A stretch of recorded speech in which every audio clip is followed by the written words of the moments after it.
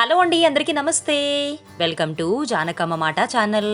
ఈరోజు మన ఛానల్లో నోట్లో వేసుకుంటే అలా కరిగిపోయే మంచి స్వీట్ రెసిపీ అయిన బేసన్ పేడ తయారు చేసి చూపించబోతున్నానండి. భలే టేస్టీగా ఉంటుందండి. ఒక్కసారి మీరు ఈ విధానంలో కనుక ట్రై చేసి చూడండి, అచ్చంగా స్వీట్ షాప్ స్టైల్లో వస్తుందన్నమాట. ఈవెన్ మొదటిసారి చేసేవాళ్ళు కూడా చాలా చక్కగా చేసేస్తారు.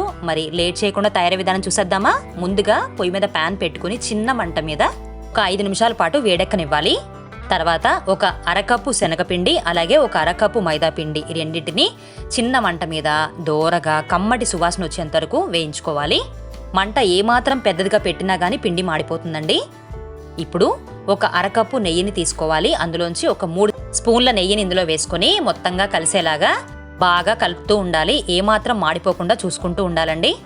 ఈ స్వీట్ తయారీ విధానానికి మాత్రం మనం ఖచ్చితంగా పొయ్యి దగ్గరే ఉండాలండి. గరిటతో కలుపుతూనే ఉండాలి. ఏమాత్రం పక్కకి వెళ్ళినా కానీ మాడిపోతుంది. అప్పుడు టేస్ట్ మాత్రం తేడా వచ్చేస్తుంది.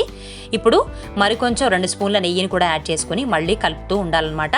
ఇలా గరిటతో కలుపుతున్నప్పుడు కమ్మటి సువాసన వస్తూ ఉంటుందండి. ఇప్పుడు మిగతా నెయ్యిని కూడా మొత్తంగా వేసేసుకుందాము.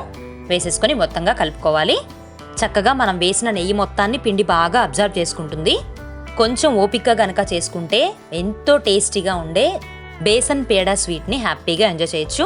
చూసారా, ఇలా దగ్గర పడిపోయిన తర్వాత స్టవ్ ఆఫ్ చేసి వెంటనే ఈ యొక్క మిశ్రమాన్ని కంప్లీట్గా చల్లారనివ్వాలి. లోపు మనం ఏ కప్పుతో అయితే పిండి తీసుకున్నామో అదే కప్పుతో 1 కప్పు చక్కెరని ఇలా మిక్సీ జార్లో వేసుకొని మెత్తటి ఫైన్ పౌడర్ లాగా చేసుకొని పక్కన పెట్టుకోవాలి.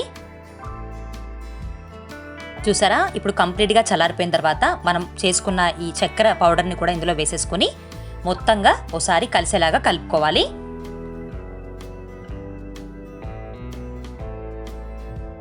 ఇప్పుడు ఒక 1/2 టీ స్పూన్ యాలకుల పౌడర్ కూడా వేసుకొని చేత్తో అంతా కలిసేలాగా కలుపుకొని కొంచెం పిండిని తీసుకొని రౌండ్ బాల్ లాగా చేసుకోవాలి.